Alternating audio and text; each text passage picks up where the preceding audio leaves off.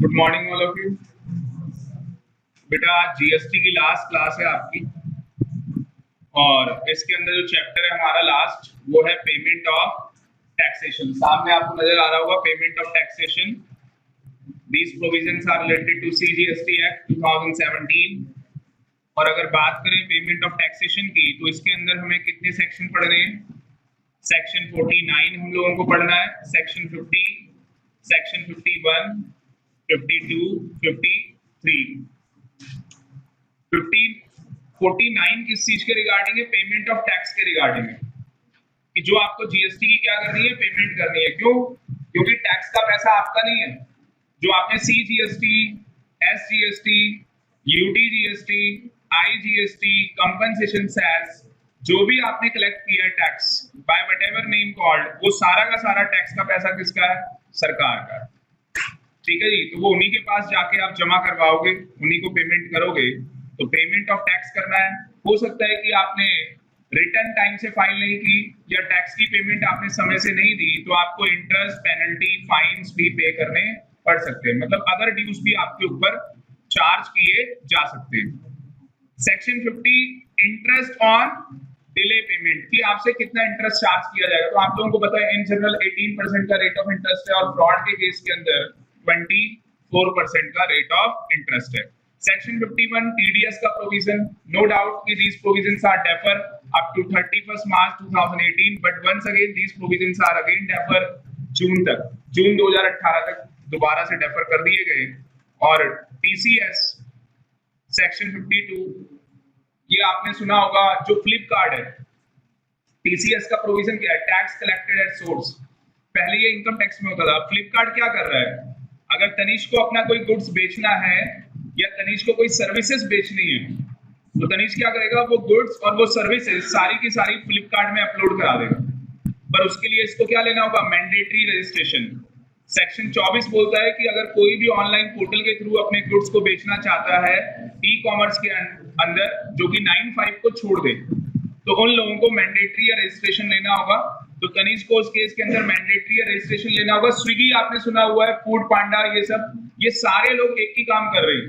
इनके अपने रेस्टोरेंट नहीं है, इनके अपने, स्विगी वाले का कोई अपना रेस्टोरेंट नहीं है, फूड पांडा का कोई अपना रेस्टोरेंट नहीं है। उन्होंने एक ऐप बना ली है और इनके रेस्टोरेंट के समोसे या जो भी है, बर्गर जो भी है, वो बिक नहीं रहा। बिक नहीं रहा मतलब कि सर ये घर घर जाके नहीं बेच सकते, पर स्विगी वाले क्या करेंगे? घर घर जाके बेचेंगे। कैसे बेचेंगे? उन्होंने सर अपनी ऐप बना रखी है, जैसे ओला उबर की ऐप बनी है। कोई ओला उबर वाले आपके घर नहीं आते, मैडम सर बुक करवा लो कैब। आप खुद उस ऐप को डाउनलोड करते हैं और खुद बुक करवाते हैं। तो उसी तरीके से अगर आपको कोई फूड की नीड है, आपको चाहिए, खाना है, पसंद है कि द्वारका में ये चीज अच्छी है, आपको खानी है, तो आप स्विगी की साइट खोलो, ऐप डाउनलोड कर लो, जो आपको फूड पसंद है वहां पर रेटिंग्स आ जाएंगी। ये रेस्टोरेंट है, ये बनाता है, उसका पूरा मेन्यू आ जाएगा। जो आपको पसंद आ रहा है वो आप खाना स्टार्ट कर दो, वो आप स्टार्ट कर दो। ठीक है ना? तो आप ऑर्डर करोगे, तो ऑर्डर करोगे क्या होगा? वो रेस्टोरेंट वाला पूरा बिल बना के स्विगी वाले को दे देगा, और जो स्विगी वाला जो ऑफिस बॉय है, जो उनका फील्ड बॉय है, वो आपको आके डिलीवरी करेगा, तो वो आपको उसी रेस्टोरेंट का एक बिल देगा। अब वो सारा पैसा किसके पास जा रहा है? स्विगी वाले के पास। तो मान लो 1000 रुपए का आपने फूड कंज्यूम किया है, तो उसमें से वो अपने पास कमीशन रख लेगा और बाकी पैसा रेस्टोरेंट वाले को दे देगा, क्योंकि सारा मटेरियल उसी का है। जो वो कमीशन अपने पास रख रहा है, जो कमीशन वो अपने पास रख रहा है, उसमें टीसीएस कटना है, टैक्स कलेक्टेड एट सोर्स। ठीक है ना? क्योंकि उससे क्या हो रहा है कि आपकी भी इनकम हो रही है, आपको भी बेनिफिट हो रहा है कि आपका फूड जो भी है, आप जिस चीज की, जो प्रोडक्ट आप सेल कर रहे हैं वो बिक रहा है मार्केट के अंदर, तो उसमें टीसीएस कटता है। और टीडीएस नोटिफाइड चीजें जो गवर्नमेंट नोटिफाइड करेगी कि भैया इन चीजों के अंदर टीडीएस कटना है, तो उन सर्विस के ऊपर, उन गुड्स के ऊपर टीडीएस काटा जाएगा। वो भी एक प्रोविजन बनाया गया। तो आज की क्लास मेनली हमारी किस प्रोविजन के लिए होगी? सेक्शन 49, सेक्शन 50, बाकी 51, 52 हमने पढ़ा हुआ है। और लास्ट में आपको 53 भी बताऊंगा कि जो पैसा है आईटीसी का, इनपुट टैक्स क्रेडिट का, वो आपको कहाँ पे ट्रांसफर करना होता है? कंज्यूमर वेलफेयर फंड होता है, उसके अंदर हम ये पैसा ट्रांसफर करते हैं। बाकी आईजीएसटी ने प्रोविजन सारे के सारे बोरो किए सेक्शन 20 में और यूटी में, 21 ने सारे के सारे सेक्शंस को बोरो किया। तो करें स्टार्ट, ठीक है। मैं एक बार सीए का मॉड्यूल मेरे पास, सबसे पहले हेडिंग डालना types of electronic ledgers, types of electronic ledgers. तो जीएसटी की पेमेंट करने के लिए, जीएसटी की पेमेंट करने के लिए, जैसे देखो आप किसी शॉप में जाते हो, आपको कोई चीज चाहिए, मान लो आपको कोई चॉकलेट परचेज करनी है, केक लेना है, कुछ भी आपको लेना है, जो भी आपको पसंद है, जो भी चीज आपको पसंद है वो आपको परचेज करनी है, तो मुझे बताओ आप पेमेंट कैसे करते हो? या तो आप उसे कैश देते हो, हार्ड कैश जो आपके पास पेपर मनी है, या आप अपने ऑनलाइन, आजकल जो ऑनलाइन हमारे पास पेटीएम है तो हम लोग उससे भी पेमेंट करते हैं। इसी तरीके से यहाँ पे जीएसटी के अंदर सारे के सारे इलेक्ट्रॉनिक लेजर बनाए गए। क्यों बनाए गए इलेक्ट्रॉनिक लेजर? क्योंकि जीएसटी का सारा काम ऑनलाइन है, ऑफलाइन कोई काम नहीं है, ठीक है। बात पहले समझ में आ रही है इलेक्ट्रॉनिक क्यों बोला है? तो इसलिए इलेक्ट्रॉनिक लेजर बोला गया है क्योंकि ये सारा काम क्या है, ऑनलाइन है, ऑफलाइन कुछ भी नहीं है। नो डाउट ऑफलाइन आप मेंटेन कर सकते हो, पर पेमेंट ऑनलाइन ही करोगे आप। तो कितने यहाँ पे लेजर अकाउंट ओपन होंगे? 3। कितने होंगे ओपन? 3 होंगे। पहला इलेक्ट्रॉनिक कैश लेजर, दूसरा इलेक्ट्रॉनिक क्रेडिट लेजर, और तीसरा electronic liability ledger. Numbering wise डालना है, नहीं नंबरिंग वाइज लिखना है। लिख लिया दीपाली? लिख लिया? लिख, यही तो कमी है जिसे पूरा करना है आप। इलेक्ट्रॉनिक कैश लेजर बोलना भी है आपको। नंबर 1, आवाज नहीं आ रही बिल्कुल भी। नंबर 2, अच्छा नंबर 2, नंबर 3, लड़कों की तो आवाज ही नहीं है भाई।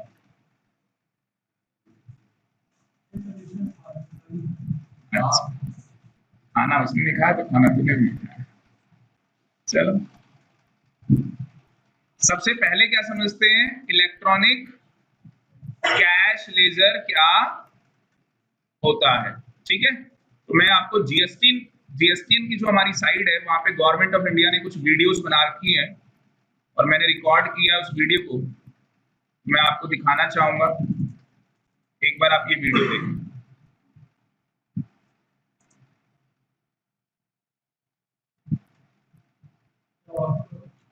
एक सुन लो भाई, इस वीडियो में कोई आवाज नहीं है,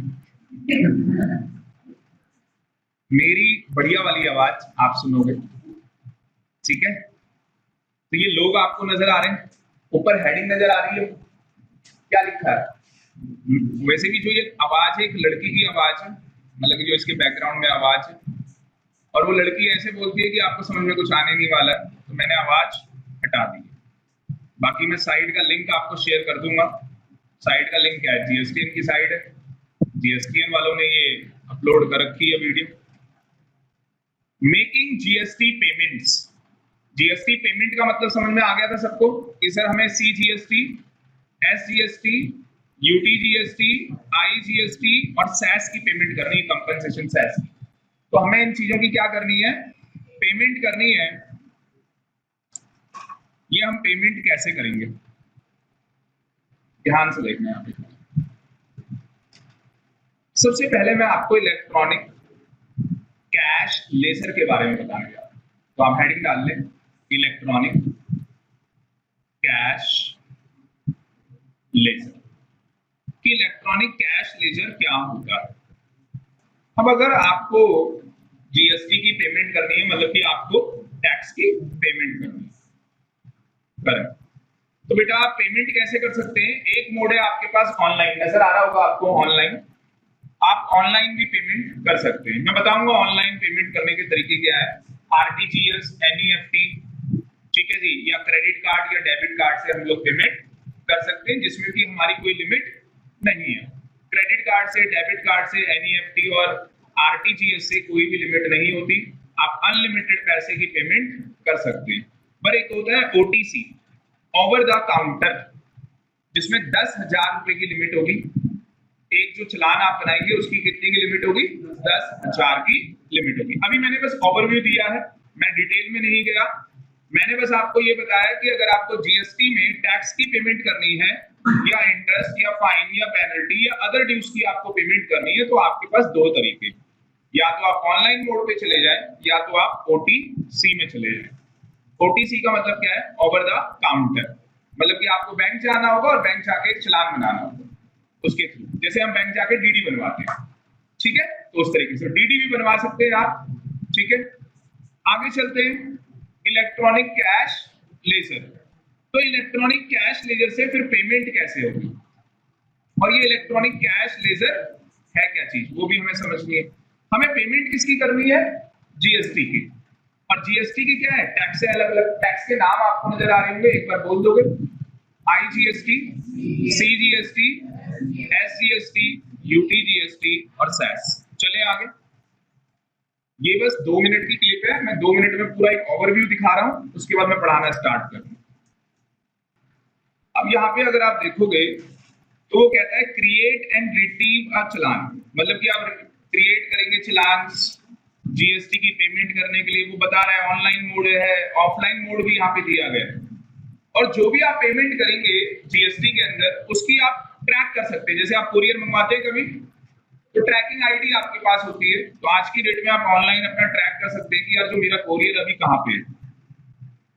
तो जो भी आप पेमेंट करेंगे जीएसटी के अंदर टैक्सेस की, वो सारा का सारा जो बैलेंस होगा वो आपको नजर आएगा आपके इलेक्ट्रॉनिक कैश लेजर में। पर अभी हमें ये नहीं पता कि इलेक्ट्रॉनिक कैश लेजर होता क्या, अभी बस हमें पेमेंट समझ में आ रही है कि हम पेमेंट कर रहे हैं किस तरीके से कर रहे हैं। धीरे धीरे सारा समझ में आएगा।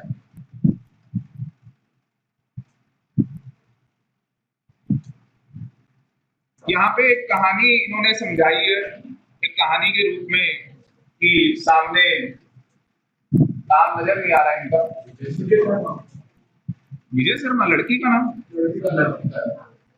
अच्छा असली में उल्टा है, लड़का लड़की के पास गया, वैसे लड़की नहीं है, मैडम है, और ये सर है, मतलब कि क्लाइंट है एक तरीके से देखा जाए। तो मान लो कि अभिषेक है, कोई दिक्कत है, और अभिषेक एक लेडी से मिला जो बिजनेस करती है। क्या करती है? बिजनेस करती है, और इसकी फ्रेंडशिप काफी अच्छी है, ठीक है जी, अभिषेक अंकल जी है मतलब। तो अभिषेक बहुत बड़ा एक व्यापारी है, और अभिषेक का जो रिलेशन है वो किसके साथ है? बिजनेस रिलेशन एक लेडी के साथ। तो बिजनेस रिलेशन के दौरान वो मिलने जाता है इस लेडी से, और इस लेडी से पूछता है कि आपने जीएसटी की पेमेंट की है, मुझे बताओ आपने पेमेंट की कैसे, क्योंकि मुझे भी, मैं भी बिजनेस कर रहा हूँ, मैं भी मर्चेंटर हूँ, तो मुझे भी ट्रेडर हूँ, मैन्युफैक्चरर हूँ, सर्विस प्रोवाइडर हूँ, तो मुझे भी क्या करनी है? पेमेंट करनी है। तो आप मुझे भी बताओ कैसे पेमेंट होगी। तो इनकी आपस में बातें होती हैं, और ये बताती है ये सब कुछ कैसे होता है।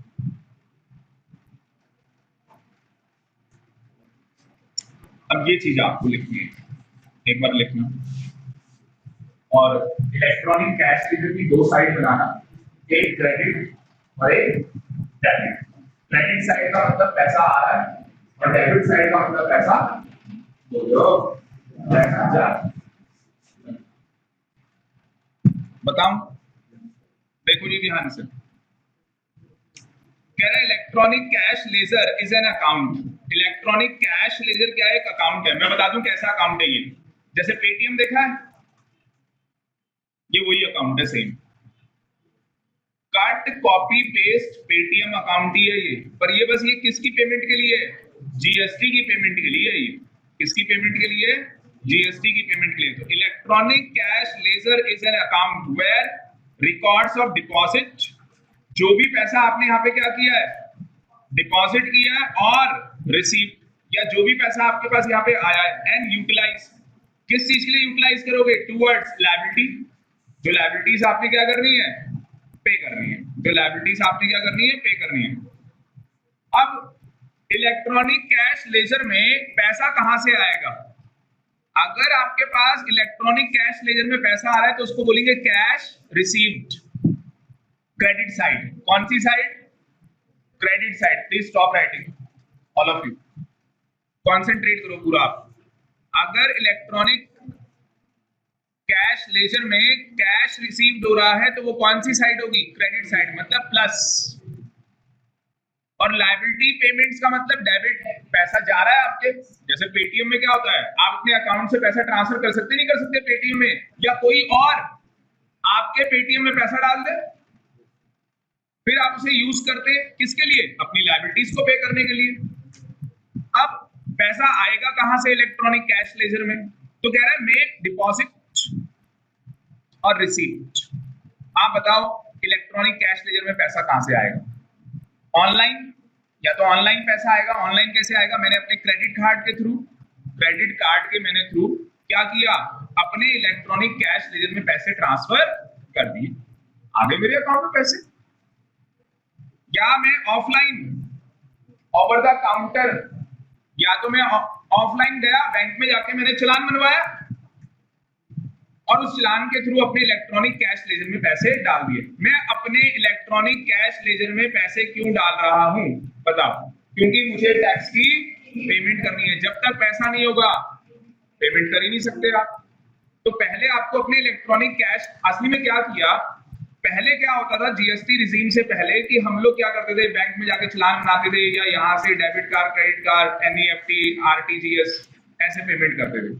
अब जीएसटीएन ने बोल दिया सीधे, जो जीएसटीएन बाबा है, जो ये पोर्टल है पूरा, इसने कह दिया कि भैया ऐसा करो, सीधे एक अकाउंट ही खोल लो ना, इलेक्ट्रॉनिक कैश लेजर, उसमें पैसे डाल दो। जैसे आप अपने पर्स में पैसे रखते हो या पेटीएम में पैसे रखते हो, पर्स में क्या है ऑफलाइन, पेटीएम में क्या है ऑनलाइन है पैसा।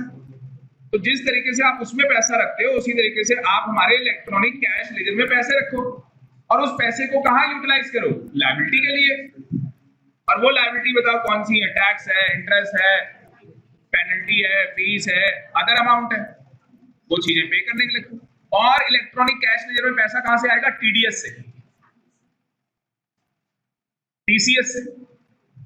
भाई मैं स्विगी हूं, मैं फूड पांडा हूं और मैं इनको सर्विस दे रहा हूं, तो इनको जो मैं पैसे दूंगा उसमें मैं टीडीएस का टीसीएस काट लूंगा। तो अगर मैं उसके अंदर टीसीएस काटूंगा, इनकी इनकम में से टीसीएस काटा जा रहा है, इनकी इनकम में से टीडीएस काटा जा रहा है, तो कहीं ना कहीं 100 रुपए के ऊपर ये टीडीएस पे कर चुके हैं, 100 रुपए के ऊपर ये टीसीएस पहले ही पे कर चुके हैं। तो इनको एक सर्टिफिकेट इश्यू किया जाएगा कि आपने इतना टीसीएस, इतना टीडीएस आपने जमा करा दिया। जो भी इनका टीडीएस या टीसीएस कटा होगा वो सारा का सारा पैसा इलेक्ट्रॉनिक कैश लेजर के अंदर शो हो रहा होगा कि इनका इस मंथ के अंदर इतना टीडीएस कटा, इनका इस मंथ के अंदर इतना टीडीएस टीसीएस कटा, दोनों में से जो भी कटा हो। आ रही बात समझ में? तो बताओ इलेक्ट्रॉनिक कैश लेजर में पैसा कहां से आएगा? एक तो सर हम ऑनलाइन अपने अकाउंट से, क्रेडिट कार्ड से, डेबिट कार्ड से, आरटीजीएस, एनईएफटी से पैसा डाल सकते हैं। कितना पैसा डाल सकते, जितना मर्जी से डाल, नो लिमिट। अगर ओटीसी से डालते हो 10,000 की लिमिट है, एक चालान 10,000 की लिमिट, ठीक है, बाकी डिटेल में आएंगे। बाकी टीडीएस और टीसीएस से भी हमारे अकाउंट में पैसा क्रेडिट हो सकता है, payment, tax, interest, penalty, fees और अदर ड्यूज। आगे चलते हैं।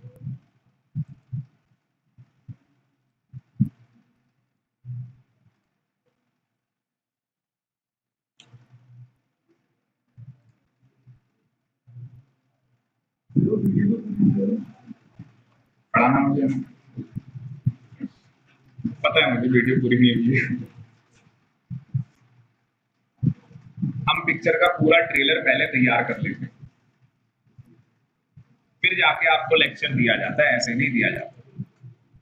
तो यहाँ पे हमें सीखने को क्या मिला कि सर हमें क्या करना है, हमारा जो चैप्टर है पेमेंट ऑफ टैक्सेशन का, उसके अंदर हमें ये सेक्शन पढ़ने हैं और अब हमें ये देखने को मिल रहा है कि साथ ही साथ सेक्शन ही नहीं, हमें रूल्स भी पढ़ने होंगे। तो कितने रूल पढ़ने हैं? 4। पहला रूल है 85, दूसरा 86, 87, 88। जैसे मैंने अभी इलेक्ट्रॉनिक कैश लेजर की बात की, तो इलेक्ट्रॉनिक कैश लेजर के लिए कौन सा रूल यूज होगा? 87 यूज होगा।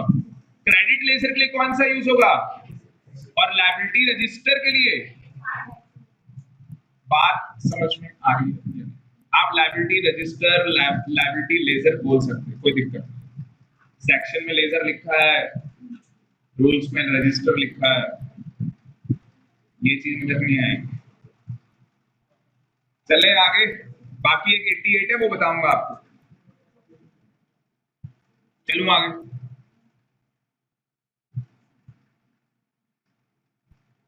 शॉर्ट फॉर्म में पता ना कैसे लिखते हैं इसको, लेफ्ट, हाँ हाँ बिल्कुल।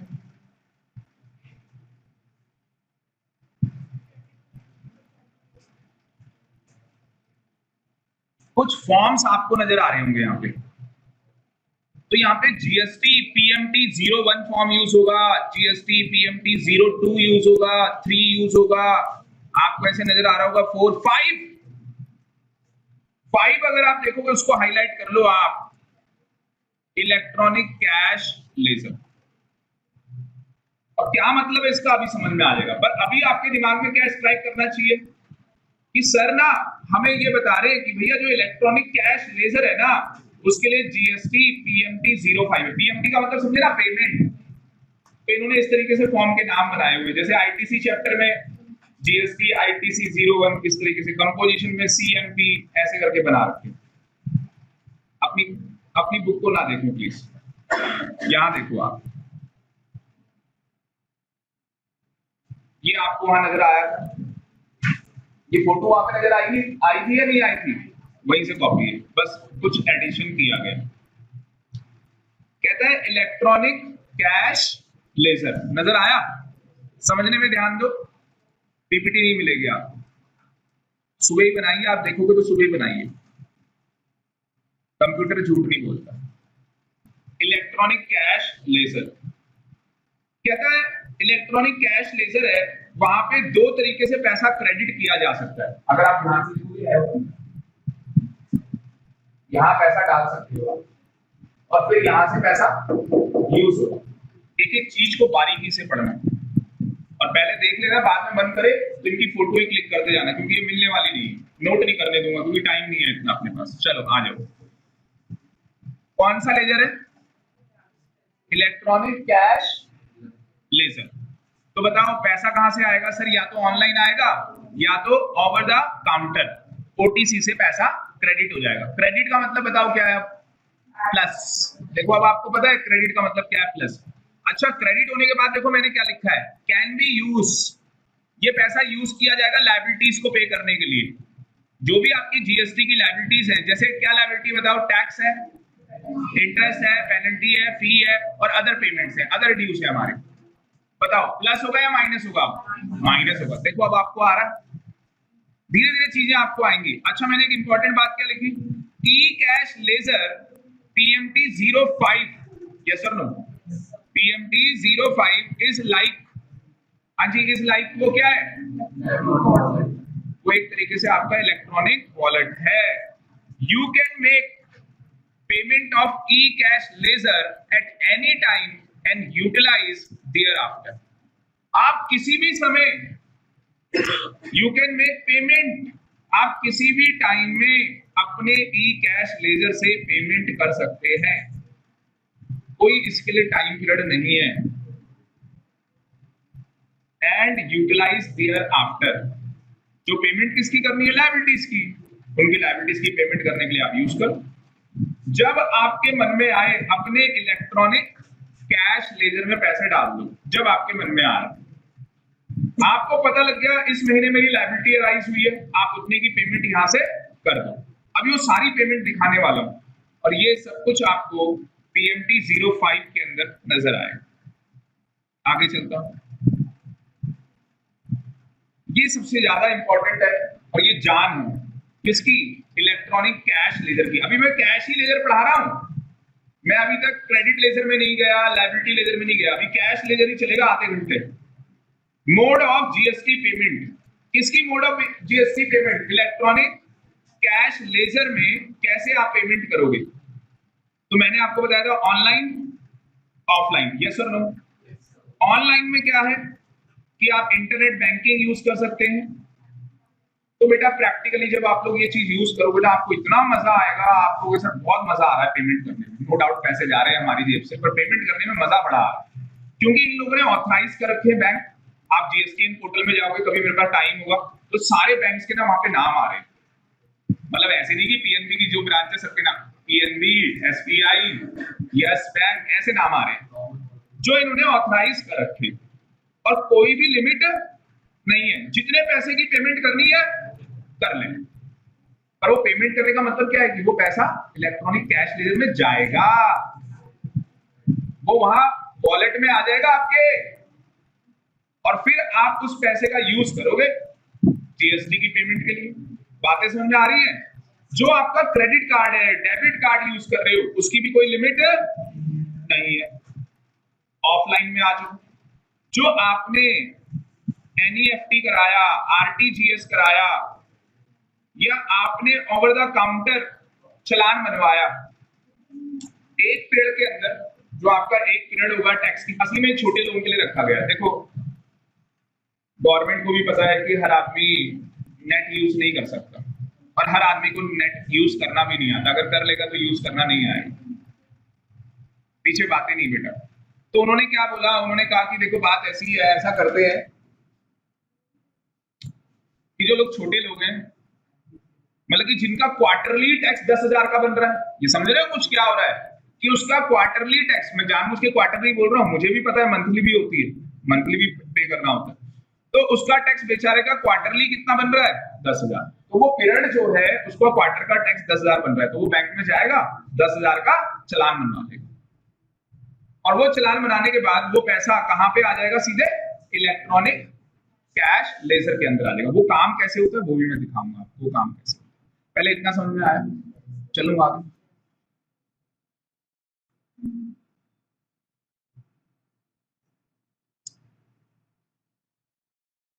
ये तो आपने देख ही लिया,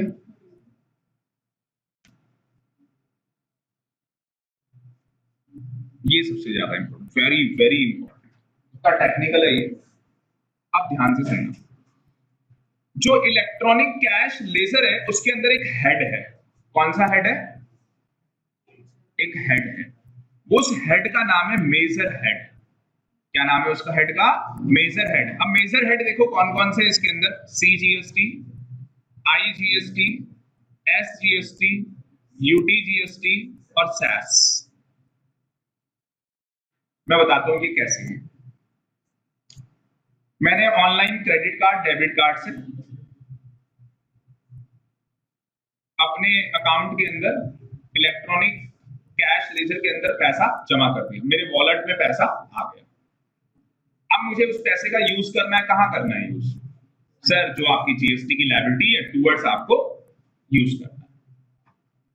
तो जब मैं यूज करूंगा ना, जब मैं जीएसटी की पेमेंट करनी है, जीएसटी पोर्टल में जाऊंगा तो आपको वहां पे नजर आएगा, जैसे ही आप पेमेंट में जाओगे तो सबसे पहले ना इलेक्ट्रॉनिक कैश लेजर के अंदर ना मेजर हेड खुलेगा।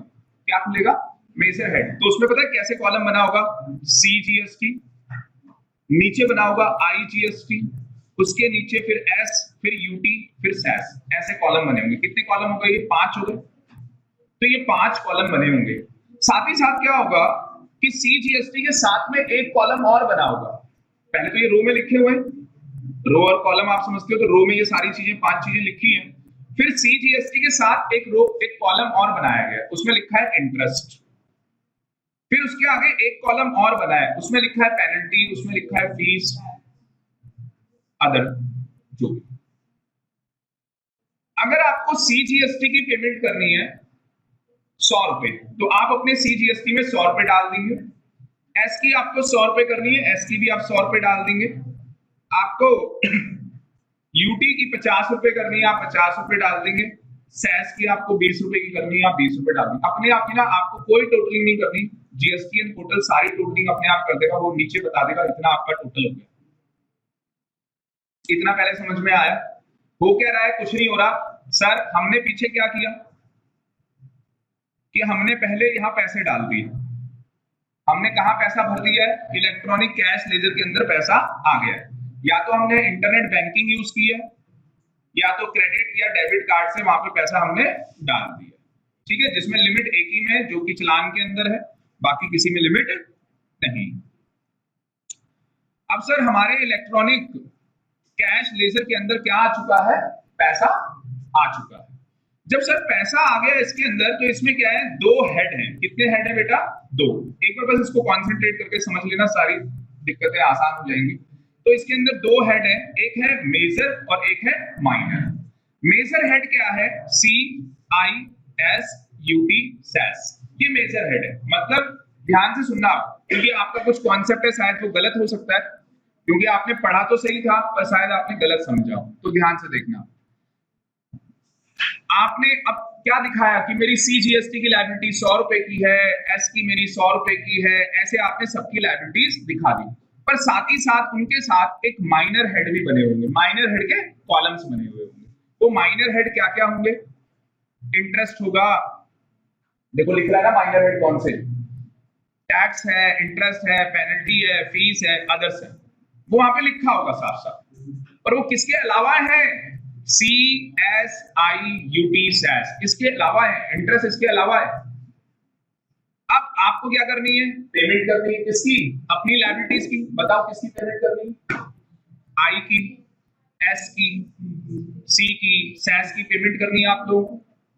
जो आई जीएसटी की आपको पेमेंट करनी है, किसकी पेमेंट करनी है?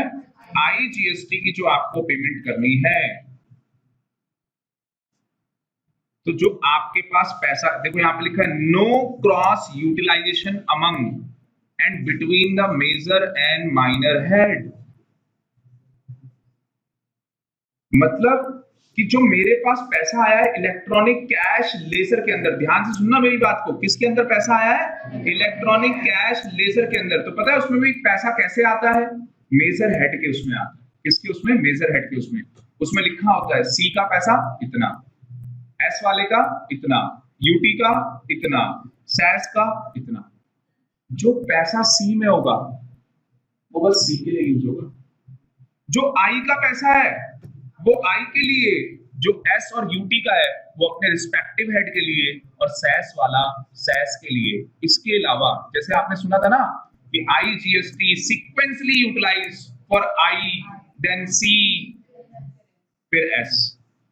ये प्रोविजन इलेक्ट्रॉनिक कैश लेजर में नहीं लगता, वो प्रोविजन लगता है इलेक्ट्रॉनिक क्रेडिट लेजर में। बच्चा ये मिस्टेक कर जाता है। मुझे देखो पहले ही पता था, इसलिए मेरे किसी स्टूडेंट ने कहा था सर आपको कैसे पता लगता है, पहले ही मुझे इसी तरीके से पता लगता है। मुझे पता है बच्चे के दिमाग में यही चीज बैठी हुई है कि भैया I GST is sequentially utilize for I, then उसके बाद सी, फिर उसके बाद S, and C GST is used for C, फिर उसके बाद आई, एस वाला एस, उसके बाद I, and cross utilization of C and S is not allowed. Cross utilization इनका अलाउड नहीं है।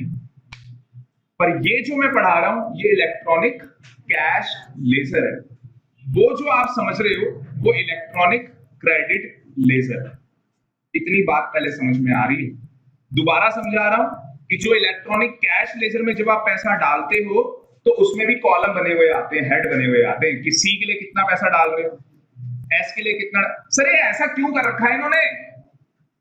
आपको पता ही होगा कि जीएसटी की भी जो पेमेंट है वो अलग अलग है, सी वाली अलग जाएगी, एस वाली अलग जाएगी, यूटी की अलग जानी है, सेस की अलग जानी है, आई की अलग जानी है, आपको भी पता है। तो इसलिए इन्होंने भी इलेक्ट्रॉनिक कैश लेजर में क्या कर रखे हैं? मेजर हेड बना रखे हैं। पहले इन हेड के अंदर पैसा डिपॉजिट होगा, पहले इन हेड के अंदर पैसा डिपॉजिट होगा, और उसके बाद जब यूज किया जाएगा तो उन्हीं के लिए यूज होगा। आई वाला आई के लिए यूज होगा, सेस वाला सेस के लिए, एस वाला एस के लिए, सी वाला सी के लिए। आ रही बात समझ में? सर ये इंटरेस्ट का पैसा, पेनल्टी का पैसा, फाइन का पैसा कहां से आएगा? ये अदर से आएगा, ये अदर से आएगा अलग से, आप और कहीं से यूज नहीं कर सकते हो। आप क्रेडिट का भी यूज नहीं कर सकते। सर क्रेडिट भाई जो आपने परचेज किया था उसमें आपने टैक्स दिया था, और परचेज के टाइम पे जब आप टैक्स देते हैं वो टैक्स का पैसा, क्योंकि वो आपकी इनवर्ड सप्लाई है, यस और नो, वो आपकी इनवर्ड सप्लाई है। और आउटवर्ड सप्लाई में क्या होगा? आप टैक्स कलेक्ट करेंगे, इनवर्ड में आप पे करेंगे। तो जो आप इनवर्ड में पे करते हैं और आउटवर्ड में आप कलेक्ट करते हैं वो सारा का सारा क्रेडिट और वो सारी की सारी लायबिलिटी इलेक्ट्रॉनिक क्रेडिट लेजर में शो होगी। क्रेडिट लेजर इसका मतलब कि इलेक्ट्रॉनिक क्रेडिट लेजर में क्या आ रहा होगा, जो हमारी इनपुट होगी, जो हम खरीद रहे होंगे, वो क्रेडिट साइड में जाएगा। इलेक्ट्रॉनिक क्रेडिट लेजर में क्रेडिट में जाएगा, और जो आउटपुट होगी वो डेबिट में जाएगा। अगर क्रेडिट मेरे पास, इलेक्ट्रॉनिक क्रेडिट लेजर की बात कर रहा हूं, क्रेडिट की, अगर क्रेडिट लेजर में मेरे पास इनवर्ड में मेरे पास 100 रुपए है और आउटवर्ड में मेरे पास 150 है, तो 100 रुपए यूज हो जाएंगे, 50 रुपए की लायबिलिटी आ जाएगी, 50 रुपए की लायबिलिटी आ जाएगी। वो पैसा कैसे पे होगा, इलेक्ट्रॉनिक कैश लेजर से। अब समझ में आया। और आपने अपने कैश लेजर में सी में 100 रुपए रखे होंगे, एस में 100 रुपए रखे होंगे, ऐसे आपको पैसे डालने पड़ेंगे। जब तक पैसा नहीं डालोगे पेमेंट नहीं कर पाओगे। सर अगर हमारा इलेक्ट्रॉनिक क्रेडिट लेजर से सारा यूटिलाइज हो पा रहा है, कैश की जरूरत ही नहीं पड़ती, तो ठीक है ना। एक चीज मुझे बताओ, जब आपकी जेब में पैसा पड़ा है, सारा यूज हो रहा है और आपको अपने वॉलेट की जरूरत ही नहीं है, जो ऑनलाइन आपका है, जरूरत क्या है? पर सुनो, एक वक्त ऐसा आएगा जब आप चाह के भी अपना इलेक्ट्रॉनिक क्रेडिट लेजर यूज नहीं कर सकते। और वो कौन सा वक्त होगा? जब आपको इंटरेस्ट पे करना होगा, पेनल्टी पे करनी होगी, फाइन पे करना होगा। तो साफ साफ लिखा हुआ है सेक्शन 49 के अंदर कि अगर आपको इंटरेस्ट की, पेनल्टी की, फाइन की या अदर ड्यूज की पेमेंट करनी है, उसके लिए आप अपना ITC electronic credit laser use नहीं कर सकते। साफ साफ लिखा। अब समझ में आया नहीं आया?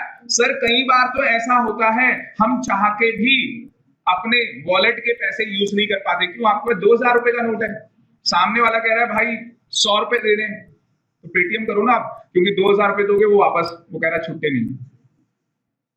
मजबूरी हो जाएगी आपकी कि आपको पेटीएम से ही करना है। या सामने वाला कह रहा है मैं कैश लेता ही नहीं, मैं आपको ऐसी भी शॉप दिखा दूंगा जहां पे बस ऑनलाइन अलाउड है, कैश लेते ही नहीं। तो वो तो मजबूरी हो गई। सरकार कह रही है टैक्स की पेमेंट करनी है, इंटरेस्ट की पेमेंट करनी है, फाइन की पेमेंट करनी है, तो कैश से ही होगी, कैश के सिवा कुछ नहीं होगी। और कैश कहां पड़ा है? इलेक्ट्रॉनिक कैश लेजर में, तो वहीं से पेमेंट होगी। अब चीजें समझ में आ रही है धीरे धीरे, आगे चलते थोड़ा। और दूसरी चीज क्या है कि जो ये माइनर, मेजर और माइनर हेड है, ये आपस में क्रॉस यूटिलाइज नहीं हो सकते, इनका क्रॉस यूटिलाइजेशन अलाउड नहीं। आगे चलते, बाद में ले लेना फोटो, क्लास के बाद फोटो ले लेंगे, ये छोड़ो। ये बता,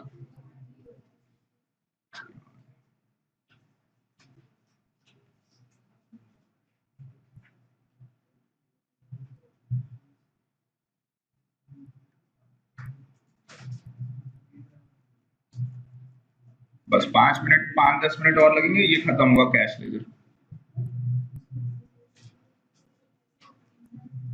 ये ध्यान से देखना, लास्ट बहुत जबरदस्त, पूरा इलेक्ट्रॉनिक कैश लेजर चल रहा है अभी तक। कैश सर बीच में आपने क्रेडिट लेजर की भी बात की थी, क्योंकि वो कॉन्ट्रडिक्शन आई थी, इसलिए मैंने बात की।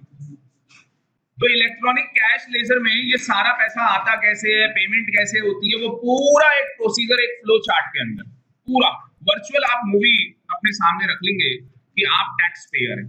क्या है? आप टैक्स पेयर। कहां गए आप? जीएसटी की साइड में, जीएसटीएन पोर्टल में आपने लॉग इन किया, ठीक है ना। कभी टाइम होगा तो आपको जीएसटीएन नंबर डाल के यहाँ पे, और जो हम लोगों का बिजनेस है वो डाल के, और आपको पूरा पेमेंट करके कि किस तरीके से यहाँ पे करते हैं। क्योंकि पेमेंट करने से कोई इशू भी नहीं है, पेमेंट कर भी दी तो क्या हुआ, पैसा अपने तो उसमें पड़ा है, रिफंड ले सकते हो आप उसका।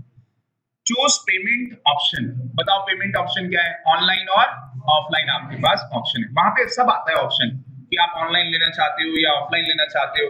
अगर आप ऑनलाइन लेते हो तो वहां पे वो सारे ऑप्शन आ जाते हैं, ठीक है ना। Credit card, debit card, NEFT, ये सारे ऑप्शन वहां पे सब कुछ आ जाएंगे। चलान क्रिएट करना है, वो ऑफलाइन में वो चलान क्रिएट का आ जाएगा। चलान पहले आप क्रिएट करोगे यहाँ से जीएसटीएन की साइड से, फिर आप बैंक में लेके जाओगे, फिर वो बनाएगा। अब वो कैसे होगा? देखो, क्रिएट हुआ चलान, चलान क्रिएट हो गया, तो उसके बाद क्या होगा? अगर आप देखोगे क्रिएट चलान के बाद सिलेक्ट मोड ऑफ पेमेंट आ रहा है। ई पेमेंट, नेट बैंकिंग करनी है, या क्रेडिट कार्ड या डेबिट कार्ड से करना है, या ओटीसी करना है, या एनईएफटी करना है, या आरटीजीएस करना है आपको। अब जैसे ही आप चलान क्रिएट करेंगे, please concentrate what I am saying, जैसे ही आप चलान क्रिएट करेंगे, एक सीपीआईएन नंबर जनरेट होगा, CPIN नंबर जनरेट होगा, कॉमन पोर्टल आइडेंटिफिकेशन नंबर। क्या मतलब है इसका? कॉमन पोर्टल आइडेंटिफिकेशन नंबर ये जनरेट होगा, जो कि 15 दिन के लिए वैलिड होगा। कितने दिन के लिए वैलिड होगा? 15 डेज के लिए ये वैलिड होगा। फिर इसके बाद आपको क्या करना है? इसके बाद आप अपना, जब आप ये चलान क्रिएट करते हैं तो उसमें कॉलम आते बने हुए, सी वाला, एस वाला, यूटी वाला, सेस वाला, आई वाला, वो सारे कॉलम आते हैं। तो वो उसमें पैसे डलते हैं। पैसे डलने के बाद सबसे एक चीज मुझे बताओ, कभी आपने सीएस की एग्जामिनेशन या सीए की एग्जामिनेशन फी पे की होगी? पहले आप अपने सब्जेक्ट फिलअप करते हो, ग्रुप फिलअप करते हो, सब कुछ फिलअप करने के बाद सबसे लास्ट में पेमेंट मोड आता होगा, और सबसे लास्ट में सब कुछ आपने डाल लिया। मान लो आप किसी को दिखाना चाहते हो, मैं तो कह रहा हूं पैसे भी डाल दो, उसके बाद क्या करो? पिन नंबर गलत, भाई होगी पेमेंट सक्सेसफुल। वहां पे दिखाएगा कि पिन नंबर आपने सही नहीं डाला है, और उसका भी टाइम होता है। कुछ टाइम के बाद वो अपने आप ही जो साइड है उड़ जाएगी, टाइम पीरियड आपका खत्म। सेम ऐसा ही सब पैसे डाल लिए आपने, आपके सब्जेक्ट है सी, एस, यूटी, आई, सेस, 5 पेपर है आपके। डालो इन 5 पेपर में पैसे, जितने जितने आपको मार्क्स लग रहे हैं डालो इन। डालने के बाद तो जैसे जब आप पैसे डाल रहे हैं, इसका मतलब कि आप चालान क्रिएट कर रहे हैं। वो जो चालान बनके तैयार हो जाएगा तो वो पैसे का चालान होगा ना, कि 25,000 का चालान बना, 20,000 रुपए का चालान आपने बनाया, फिर बैंक की लिस्ट आ जाएगी पूरी। तो वहां से आप क्या करोगे? उनकी पेमेंट करोगे। जब आप बैंक से पेमेंट करोगे और पेमेंट आपकी क्या हो जाएगी? सक्सेसफुल हो जाएगी, एक सिन नंबर जनरेट होगा। क्या होगा? एक सिन नंबर। जैसे आप ऑफलाइन 10,000 रुपए का चालान बना के लेके जाओगे, तो बैंक जब आपको डीडी या कुछ भी चालान बना के दे देगा, तो बैंक आपको कुछ देगा नहीं असली में, बैंक आपको देगा सिन नंबर। बैंक ने आपको क्या देना है? सिन नंबर देना है। वो सिन नंबर से क्या होगा पता है आपको? जैसे ही वो सिन नंबर आप, अगर आपने ऑफलाइन बनाया है तो वो सिन नंबर आप डालोगे, जैसे ही वो सिन नंबर आप डालोगे, वो शो कर देगा कि आपका पैसा कहां तक पहुंचा है। मतलब पेमेंट हो गई, या पेमेंट पेंडिंग चल रही है, या बैंक ने रिजेक्ट ही कर दिया। और पैसे देके बना होगा तो रिजेक्ट कर ही नहीं सकते। हाँ, बाद में पता लगा फ्रॉड के पैसे थे, ठीक है, तो वो कहानी अलग। तो चालान ऑनलाइन भी होता है, चालान ऑफलाइन भी होता है। जो ऑनलाइन होगा, सिन नंबर ऑटो पॉपुलेटेड उसी टाइम जनरेट होता है, और उसी टाइम विद इन सेकेंड्स आपके इलेक्ट्रॉनिक कैश लेजर में पैसा आ जाता है। इधर ध्यान से सुनना।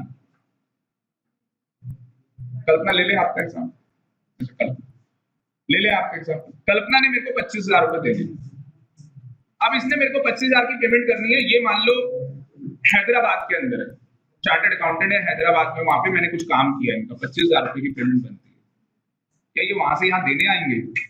सवाल ही पैदा नहीं होता। सीधे ऑनलाइन में अकाउंट नंबर बताऊंगा, ट्रांसफर कर देंगे। मुझे बताओ, जिस टाइम पे आप बटन प्रेस करोगे, इनके अकाउंट से पैसा डेबिट और मेरे अकाउंट में क्रेडिट, क्या विद इन सेकंड्स में होगा या नहीं होगा? ये काम विद इन सेकंड्स में काम होगा, क्योंकि अगर ऑनलाइन आप कर रहे हैं तो ये विद इन सेकंड्स में काम होगा। उसी तरीके से यहाँ पे काम होने वाला है। यहाँ पे क्या होने वाला है कि सर हम अपने सी में, एस में, आई में, यूटी में और सेस में पैसा डालेंगे।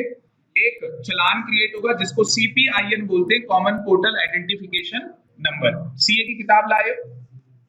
किताब, अच्छा हाँ, किताब मेरे पास भी है।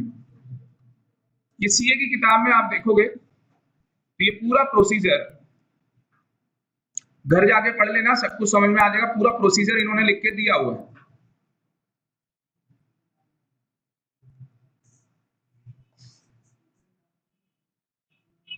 ये रहा,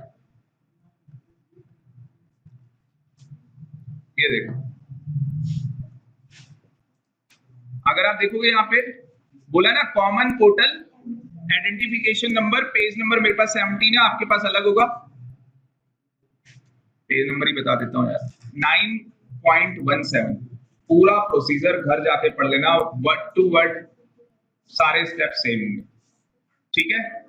तो common portal identification number issue होगा, जो कि 15 दिन के लिए, कितने दिन के लिए वैलिड होगा? 15 डेज के लिए। बाकी बेटा इसके घर जाके ये याद रखना कि इसका 14 डिजिट का यूनिक आइडेंटिफिकेशन नंबर होता है, वो याद रखना। फिर मैंने आपको बताया था कि जब आप ये सी में ये सब में डाल देते हो, ये चालान क्रिएट हो जाता है, इसके बाद आप पेमेंट करते हो। जैसे ही आपकी पेमेंट सक्सेसफुल होती है तो बैंक आपको एक सिन नंबर देता है। बैंक क्या देता है? सिन नंबर, चालान आइडेंटिफिकेशन नंबर, जो कि 17 डिजिट का होता है, क्योंकि 14 के बाद 3 डिजिट और बढ़ जाते हैं जो कि बैंक कोड के हिसाब से होते हैं। तो क्या समझ में आया कि सर जो हमारा CPIN common portal identification number generate हुआ, जो हमारा चालान जनरेट हुआ, वो 15 दिन के लिए वैलिड होगा। असली में आपको चांस दिया जा रहा है। क्या चांस दिया जा रहा है? कि 15 दिन के अंदर अगर आपको लग रहा है कि आपकी किसी चीज की लायबिलिटी बढ़ रही है, सी की लायबिलिटी बढ़ गई, आपका अकाउंटेंट काम कर रहा था, उसको लगा सर सी की ज्यादा है, एस की ये है, आपने थोड़ी बहुत चीजें गलत कर दी है, तो modifications are allowed within 15 days. अगर 15 दिन के अंदर आप कोई भी मॉडिफिकेशन करना चाहें CPIN के अंदर तो आप कर सकते हैं, आपको अलाउड है। पर एक बार पेमेंट हो गई और सिन नंबर जनरेट हो गया, आप कोई मॉडिफिकेशन नहीं कर सकते। तो आपके एग्जाम में क्वेश्चन आ सकता है कि 2 नंबर का क्वेश्चन आ जाएगा सीधे, CPIN होता क्या है। और इस बार देख लेना आप, मैं यही खड़े होकर बता रहा हूं, आपके MCQ क्वेश्चन भी आने ही है। 5 नंबर के MCQ क्वेश्चन पक्का आएंगे, क्योंकि इंस्टीट्यूट ने पूरे मॉड्यूल में MCQ क्वेश्चन दिए हुए। तो 5 से शायद 10 नंबर के भी आ सकते हैं, क्योंकि GST 50 नंबर का आएगा। और पता लग रहा है कि क्वेश्चन में ये पूछ लिया गया कि जो CPIN नंबर है जो जनरेट होता है वो कितने दिन के लिए वैलिड होता है, तो 15 डेज। और बच्चों के वहां पे आंसर आ रहे होंगे 7 दिन, 15 दिन, जो भी है। आपको पता होना चाहिए कि 15 डेज के लिए वैलिड होता है। फिर उसके बाद ये भी क्वेश्चन आ सकता है कि सिन नंबर कितने टाइम पीरियड के लिए वैलिड होगा, उसकी कोई टाइम पीरियड नहीं। क्या एडिटेबल है? नहीं है। सिन एक बार जनरेट हो गया, कहानी खत्म हो गई, क्योंकि आपकी पेमेंट होने के बाद ही सिन नंबर जनरेट होता है, चालान आइडेंटिफिकेशन। समझ में आ रहा है या नहीं आ रहा? ये कितने का है? ये 14 डिजिट का CPIN और ये 17 डिजिट का। आगे चलते हैं। अब मुझे बताओ सिन नंबर जनरेट होने से क्या होगा? Date of deposit, bank to intimate CIN to GSTN portal. असली में क्या है? बैंक GSTN पोर्टल को इंटीमेट करता है, वो ऑनलाइन इंटीमेशन है, सारा का सारा दिखाई नहीं देता कुछ भी। और GSTN पोर्टल में क्या होता है? Amount will be credited, amount will be credited in the e cash ledger account. वहां से क्या किया था? बैंगलोर से इन्होंने जब पेमेंट की थी, इनका अकाउंट डेबिट हुआ था और मेरे अकाउंट में पैसा क्रेडिट हो गया था। तो यहाँ पे भी तो ऐसा ही हुआ कि जब मैंने अपने अकाउंट से पेमेंट की तो एक सिन नंबर है, वो सिन नंबर GSTN पोर्टल में गया। और ये ऐसी लिंकिंग है कि ये विद इन अ सेकंड काम होता है। मतलब अगर आपने ऑनलाइन काम किया, आपने यहां से पेमेंट की अपने अकाउंट से, आप उसी टाइम अपना GSTN दूसरे लैपटॉप में खोल के रखना, पोर्टल में GSTN पोर्टल खोल के रखोगे, नंबर डाल के आप अपना इलेक्ट्रॉनिक कैश लेजर लिंक करोगे, जैसे क्लिक करोगे ना, वहां पे पैसे दिखा देगा 2000 रुपए आ गए। जैसे ही यहां से डेबिट होंगे, वहां दिखा देगा 2000 रुपए आ गए विद इन अ सेकंड्स। मतलब आ रही बात में कितना फास्ट ट्रैक है। और फिर आप वो पैसा क्या करो? देखो वो पैसा आपके पास आ गया, हाँ, तो आप क्या करो? उसको फिर यूज करो, डेबिट करके यूज कर लो, आप पेमेंट्स के लिए यूज हो जाएगा पैसा। प्रोसीजर समझ में आया है?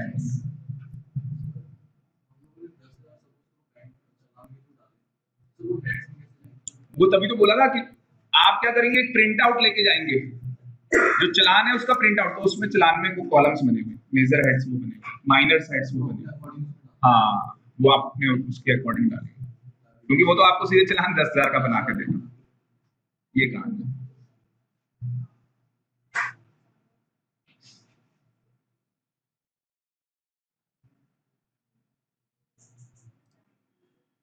चलो कुछ चीजें मैं लिखवाता हूँ।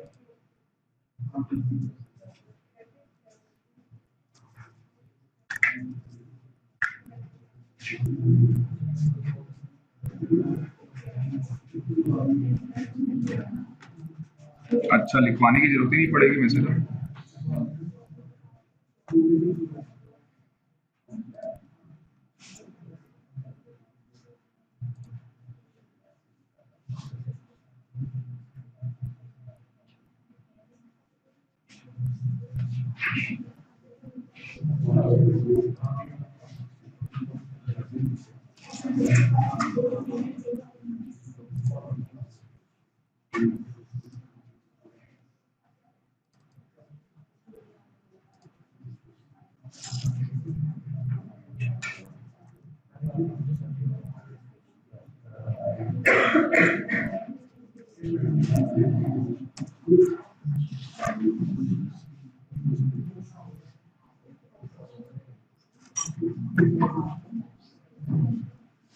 तो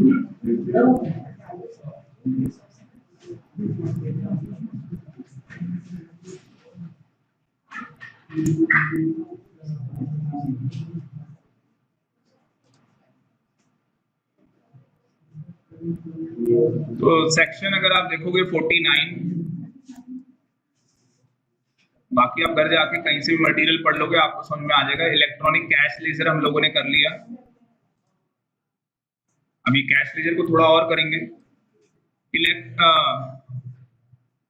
इनपुट टैक्स क्रेडिट, मतलब कि मैं कहानी करने जा रहा हूं स्टार्ट इलेक्ट्रॉनिक क्रेडिट लेजर की।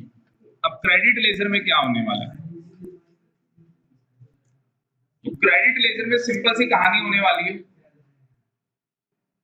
क्रेडिट लेजर के अंदर क्या होगा, वही दो बातें होंगी अगेन, एक डेबिट कॉलम होगा, एक क्रेडिट कॉलम होगा। तो क्रेडिट कॉलम में क्या होगा, जितना भी आपके पास इनपुट, जितना भी आपने इनपुट परचेज किया उसका सारा का सारा पैसा आपके क्रेडिट साइड में पड़ा होगा, पर वो पैसा अलग अलग होगा। वो सी का अलग होगा, एस का अलग होगा, आई का अलग, यूटी का अलग, सेस का अलग। नो डाउट कि सेस का पैसा किसी चीज के लिए यूज होता है। अब आपको क्या करनी होगी, पेमेंट करनी होगी। तो पेमेंट कहां से होगी, डेबिट साइड से।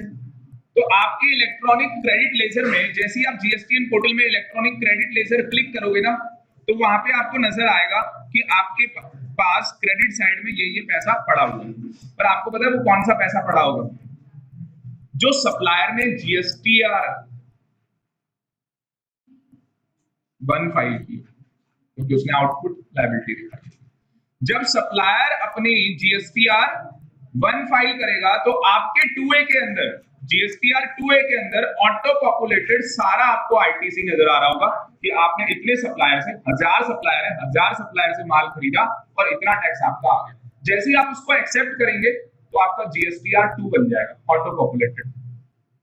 अब आपके जीएसटीआर 2 के अंदर इलेक्ट्रॉनिक क्रेडिट लेजर में यही पैसा, इलेक्ट्रॉनिक क्रेडिट लेजर में जितना आपके जीएसटीआर 2 में शो कर रहा होगा ना टोटल, जैसे मान लो 25,000 30,000 जो भी है, वो आपके इलेक्ट्रॉनिक क्रेडिट लेजर में क्रेडिट साइड में दिखा रहा होगा कि आपके पास इतना पैसा पड़ा है। पर वो कैसे पड़ा होगा, सी का अलग, एस का अलग, यूटी का अलग, आई का अलग, सबका ऐसे अलग।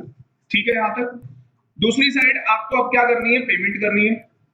आपको क्या करनी है, पेमेंट करनी है। तो आपको खुद ही पता होगी मुझे क्या क्या पेमेंट करनी है। कैसे पता होगी, क्योंकि आपने भी आगे माल बेचा है। हम यहाँ पे मान के चल रहे हैं कि आप एंड यूजर नहीं है और आप भी आगे माल बेच रहे हैं। या चलो मान लो कि आगे एंड यूजर का मतलब कि शायद आप एंड यूजर को ही बेच रहे हैं, पर बेचा तो सही ना आपने, कंज्यूमर को तो माल बेचा और कंज्यूमर से इनडायरेक्ट टैक्स कलेक्ट किया होगा। तो 100 रुपए का टैक्स कलेक्ट किया और ऊपर कितना, 80 रुपए, भाई 20 रुपए की तो लायबिलिटी आपकी बनी जाएगी। तो यहाँ पे क्या है, आई जीएसटी का क्रेडिट आपको पता है सीक्वेंसली यूज होगा, पहले आई के लिए, फिर सी और फिर एस, और एस और यूटी में कुछ भी हो सकता है। सी का भी आपको पता है, एक बार बोल दो कौन कौन सा है। सी का किसके लिए यूज होगा, एस का, यूटी का, ठीक है जी, और सी जीएसटी और एस जीएसटी क्रॉस यूटिलाइज नहीं हो सकते। अब लायबिलिटी लेजर में आते हैं।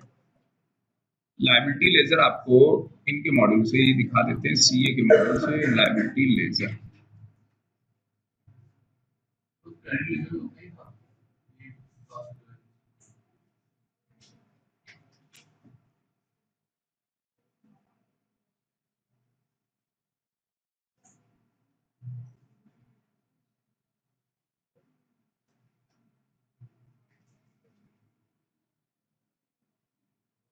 ये रहा लायबिलिटी लेजर,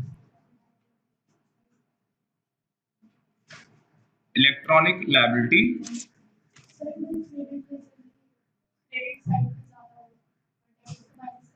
क्या क्रेडिट लेजर में कोई दिक्कत, इनका कहना है कि अगर मान लो कि मेरे पास जो इलेक्ट्रॉनिक क्रेडिट लेजर है वहां पे क्रेडिट में बैलेंस बच रहा है और डेबिट का सारा मैंने पेमेंट कर दिया है, तो क्या होगा। तो बेटा आपके पास दो रास्ते हैं, या तो आप रिफंड के लिए चले जाओ और या तो आप उसको नेक्स्ट मंथ कैरी फॉरवर्ड कर लो। तो आगे भी तो आपकी लायबिलिटी, अगर आप कुछ भी नहीं करोगे तो ऑटोमेटिकली चला जाए। पर अगर आपने, हाँ, पर अगर आपने एक बार रिफंड क्लेम कर दिया फिर वो कैरी फॉरवर्ड नहीं हो सकता। एक बार आपने रिफंड क्लेम कर दिया, सेक्शन 54 है आई थिंक, ठीक है ना। रिफंड का एक बार चेक कर लेना, एक बार रिफंड चेक कर लो यहाँ पे सेक्शन कौन सा 54, रिफंड का जो सेक्शन है वो 54 है। रिफंड जो आप क्लेम करेंगे वो सेक्शन 54 के अंदर आप लोग क्लेम करेंगे। हाँ ये आपके पास दिया हुआ, अच्छा सीरियस आपके पास है ही कितना, बैठो बैठो अभी टाइम है। उनको स्कूल है, अच्छा तो क्लास छूट गई ना आपकी, कोई बात नहीं, बैकअप दूंगा मैं। अभी इसके बाद क्लास होती कोई नहीं होती ना, तो यहीं बैठी हो, पूरा बैकअप आएगा, कोई दिक्कत तो नहीं है। आज जाना है, चलो क्लास के बाद मिलके जा पहले, है ना। कोई ऐसा तो नहीं जो रजिस्टर्ड नहीं हो रखा हो, जिसने अभी रजिस्ट्रेशन बीसीसी में रजिस्ट्रेशन ना करा रखा ना भाई, तो कईयों का कोई भरोसा नहीं, मतलब पढ़ना है चलो देख ली जाए, फिर ऐसे सीएम में सीए अब कुछ नहीं होता है, ऐसे फिर मजे में सब कुछ निकल, फिर वो एक अटेम्प्ट निकलने के बाद ध्यान आता है। चलो anyhow electronic liability ledger, electronic liability ledger मैं लिख ही देता हूँ, लिखना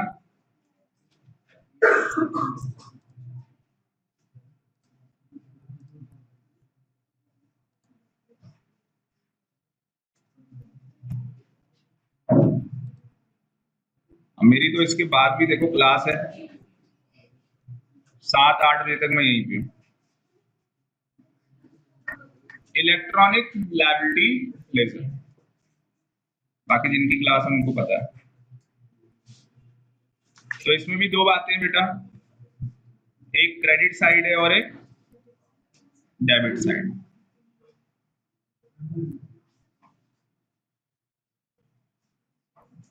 एडजस्टमेंट फ्रॉम, बस बस बस आज तो तूफान आएगा भाई, लास्ट क्लास, कोई बात नहीं आंधी भी आएगी।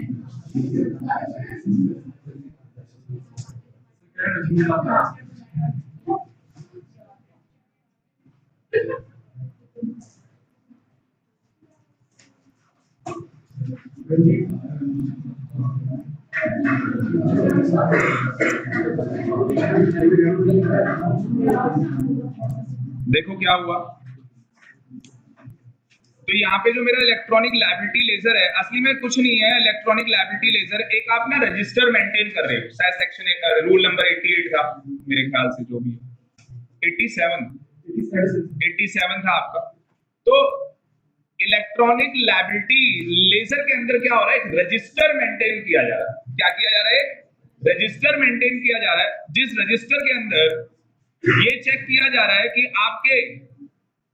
आपका जो ये है कौन है, कैश लेजर है, कहां गया आपका जो ये कैश लेजर है, इसमें कितना पैसा पड़ा हुआ है, क्योंकि क्रेडिट का मतलब प्लस है, और आपके इलेक्ट्रॉनिक, ओ सॉरी ये गलत दिख रहा है, इलेक्ट्रॉनिक क्रेडिट लेजर आएगा ना, इलेक्ट्रॉनिक क्रेडिट लेजर, इसमें कितना पैसा पड़ा हुआ, आप पहले ही चेक कर लोगे कि कैश लेजर में कितना पैसा है और क्रेडिट लेजर में कितना पैसा है, और आपको क्या करनी है, बोलो आपको क्या करनी है, डिस्चार्ज करनी है अपनी लायबिलिटी, आपको अपनी लायबिलिटीज डिस्चार्ज करनी है। तो बेटा ध्यान से सुनना, आप जब अपनी लायबिलिटी डिस्चार्ज करोगे ना, तो सबसे पहले इंटरेस्ट पे किया जाएगा, मतलब जो सॉरी लायबिलिटी, तो ये लायबिलिटी के नाम लिख रहा हूं, फाइन और चौथा ईटीसी, मतलब ये आपकी लायबिलिटीज होंगी, इंटरेस्ट होगा, पेनल्टी होगी, फाइन होगा, टैक्सेस होंगे, ये सारी आपकी लायबिलिटी होगी जिसे आपको पे करना। टैक्सेस भी है इसमें, सीजीएसटी, एसजीएसटी, आईजीएसटी टैक्सेस भी, ये सारी लायबिलिटी आपकी जिसे आपको पे करना। अब इसके नीचे लिखना steps to discharge liability, steps to discharge liability, steps to discharge liability. क्या स्टेप्स है जिससे आप अपनी लायबिलिटी क्या करेंगे बेटा, डिस्चार्ज करेंगे। ये देखो सीए इंस्टीट्यूट ने बड़ा अच्छा चार्ट यहाँ पे बनाया हुआ है।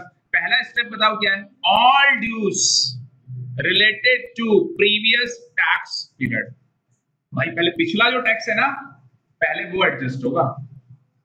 तो इलेक्ट्रॉनिक लायबिलिटी लेजर आपको बताएगा कि पहले कौन सा पैसा देना है, बाद में कौन सा देना है और उसके बाद कौन सा देना है। ये नहीं कि आप सीधे ही इलेक्ट्रॉनिक क्रेडिट लेजर से यूटिलाइज करना स्टार्ट कर दोगे। पहले आप अपना लायबिलिटी रजिस्टर खोलोगे और लायबिलिटी रजिस्टर में ये चेक करोगे कि भैया पहले मेरे पिछले साल का बकाया कौन सा ड्यू है, और वो जो टैक्स ड्यू है, वो जो टैक्स मेरा ड्यू है वो इलेक्ट्रॉनिक क्रेडिट लेजर वाला है या कैश वाला है, क्योंकि क्रेडिट वाले अलग है, कैश वाले अलग है। और उसके बाद आप अपना करंट टैक्स पीरियड देखोगे, करंट आपका कितना है, और उसके बाद आप अपना सेक्शन 73 और सेक्शन 74। सेक्शन 73 मैला वो क्या होते हैं, बोनाफाइड, और section 74 malafide. Section 74 regarding fraud. कई बार ऐसा होता है कि आपने गलत जानबूझ के आपने, कई बार तो क्या होता है मतलब ऐसी किसी को धक्का लग गया या किसी कोई गिर गया, आप ऐसे ही बैठे हुए थे और टांग की उसमें गिर गया बेचारा। कई बार आपने जानबूझ के टांग निकाली, वो आ रहा था बेचारा, टांग निकाली गिर गया, दांत टूट गए उसमें बेचारे के आगे के, तो बुढ़ापा भी आ गया उसको, जानबूझ के आपने ऐसा किया। तो 74 मैलाफाइड है, फ्रॉड है, 73 बोनाफाइड है। तो इसकी वजह से भी आपके ऊपर डिमांड आ सकती है। गवर्नमेंट आपको बोल सकती है कि आपको असली में क्या है, तो बोनाफाइड का गलती से क्या हो गया, टैक्स कम दिया आपने, बोनाफाइड बंदा है, मतलब कि एक बच्चा आया नहीं, या जैसे ये बच्चे, कुछ बच्चे इनमें से ऐसे होंगे जो बोनाफाइड काम कर रहे होंगे, यार सर ने बोले 88 क्वेश्चन तो करने हैं, नो डाउट कि 88 होंगे नहीं, 1 घंटे में पॉसिबल नहीं, मुझे पता नहीं होंगे, पर जितने हो सकते हैं उतने तो करें। और कुछ क्या है, मान लो कोई बच्चा, प्लीज अदरवाइज बोले, कोई बच्चा फ्रॉड, छोड़ना कौन कर रहा है, आपने उसको नहीं बोला छोड़ने को, पता है आपने, उस चैप्टर ने आपको धमकी दे दी, वहीं पे आ जा तू पेपर में आ, जिस दिन पेपर देने आएगा ना तब देखना, जब वो क्वेश्चन आएगा तो वो क्वेश्चन आपसे कह रहा होगा, छोड़ा था ना तूने उस दिन, आप पकड़ के दिखा।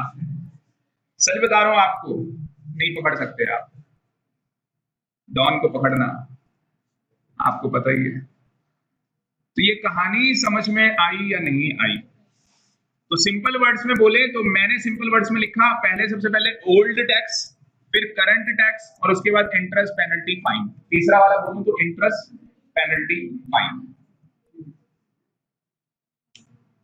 और अगर इंटरेस्ट, पेनल्टी, फाइन की बात करूं तो इलेक्ट्रॉनिक क्रेडिट लेजर से पेमेंट हो ही नहीं सकती, हो ही नहीं सकती पेमेंट, वो सीधे इलेक्ट्रॉनिक कैश लेजर से होगा, सीधे के सीधे वहीं से पेमेंट करना। अगर आपको इंटरेस्ट, पेनल्टी, फाइन, फीस की पेमेंट करनी है, असली में जैसे कोई केस लगता है आपका, कोर्ट में कोई केस लगा हुआ है ट्रिब्यूनल में या हाई कोर्ट में, तो वहां की फीस लगती है, वो फीस या इनकम टैक्स, ये जीएसटी वालों की आपके ऊपर फीस पेंडिंग है, तो वो फीस भी आपको पे करनी है, उनकी डिमांड चल रही है आपके ऊपर। तो जो भी इंटरेस्ट, पेनल्टी, फाइन का पैसा होगा, वो सारा का सारा पैसा इलेक्ट्रॉनिक कैश लेजर से ही जाएगा, इलेक्ट्रॉनिक क्रेडिट लेजर से आप डिस्चार्ज नहीं कर सकते। जैसे इसमें बहुत लंबा एक एग्जांपल चल सकता है, पर वो एग्जांपल मैं कैरी ऑन नहीं करना चाहता, पूरा 1 घंटा लग जाएगा, पूरा एक सिस्टम में आपको समझा दूंगा, ठीक है ना, पर इतने की जरूरत अभी हमें है भी नहीं, हमें तो बस यही पढ़ना है, आपके एग्जाम में यही आने वाला है। मैं दिखा देता हूँ आपको सीए के एग्जाम में क्या आएगा और सीएस के भी एग्जाम में क्या आएगा, घर जाके जरा ये एक बार पढ़ना, सारा समझ में आएगा, बस मेरे को बताना क्वेश्चन के आंसर आ रही नहीं आ रहे। लास्ट सेक्शन है 50, जल्दी से देखना 50 में क्या लिखा है, कनक थोड़ा सा बस टाइम दो, 2 मिनट। सेक्शन 50 बोलता है कि आपको इन जनरल 18% की इंटरेस्ट की पेमेंट करनी है, और ये कब करनी है आपको बताइए, कि आपने टैक्स जमा नहीं करवाया या जमा करवाया तो कम करवाया, और अगर मैलाफाइड होगा, फ्रॉड का केस होगा तो 24%, ठीक है। एक सेक्शन था, मैं आपको फटाफट बोल दूं, 54 refund of tax. Refund of tax कुछ नहीं है, अगर आपको रिफंड मांगना है तो 2 साल के अंदर अंदर, जिस दिन आपकी रिटर्न जाती है उसके 2 साल के अंदर अंदर आप रिफंड मांग लेना, और जो भी आप रिफंड क्लेम करोगे वो आपको रिफंड मिलेगा। आपको अलाउ होगा, और रिफंड के अंदर आपका जो जीरो रेटेड सप्लाई है विदाउट पेमेंट ऑफ टैक्स उसका भी रिफंड बनता है, उसका भी रिफंड बनता है, वो भी इसके अंदर अलाउड है। रिफंड में अगर आपका रिफंड 2 लाख रुपए से कम का है तो कोई भी आपको डॉक्यूमेंट्री एविडेंस की रिक्वायरमेंट नहीं है, 2 लाख से कम का है। प्रोविजनली आपको 90% का रिफंड अलाउड किया जा सकता है, आपको 90% का रिफंड मिल सकता है। जो टाइम लिमिट होगी आपके रिफंड की, तो यहाँ पे देखोगे आप 60 days from the date of receipt of the application in all respect. तो 60 डेज का इन्होंने, मतलब जब आप रिफंड अप्लाई करोगे तो 60 दिन के अंदर अंदर वैसे तो आपका पैसा आ जाएगा। पैसा नहीं आया तो 60 दिन के बाद आपको रेट ऑफ इंटरेस्ट मिलेगा, पर जब गवर्नमेंट लेती है तो 18 और देती है तो 9, समझे ना, आधा। आपसे इंटरेस्ट लिया 18 और आपको पैसा नहीं मिला 60 दिन में, तो आपको 9% का इंटरेस्ट देंगे, बाकी आप लड़ाई नहीं कर सकते। अगर किसी का भी रिफंड 1000 रुपए से कम का बन रहा है तो वो कहते हैं कटोरा ले ले और हमसे पैसे मत मांग। 1000 रुपए से कम का रिफंड हम नहीं देने वाले, जीएसटी वाले हैं, ठीक है, तेरे इनकम टैक्स वाले दे देंगे, हम नहीं देने वाले। वैसे इनकम टैक्स वाले भी 6 महीने तक फाइल ही दबा देते हैं, फिर जब तक वो पैसे खिलाते हैं तो वो 1000 से ऊपर हो जाते हैं, फिर बाद में उसको पता लगता है पैसे लेने का भी कोई फायदा नहीं, ठीक है। तो बातें समझ में आ गई। तो यही चैप्टर रहा आपका, ठीक है जी। तो इतना ही, थैंक यू वेरी मच, ठीक है जी।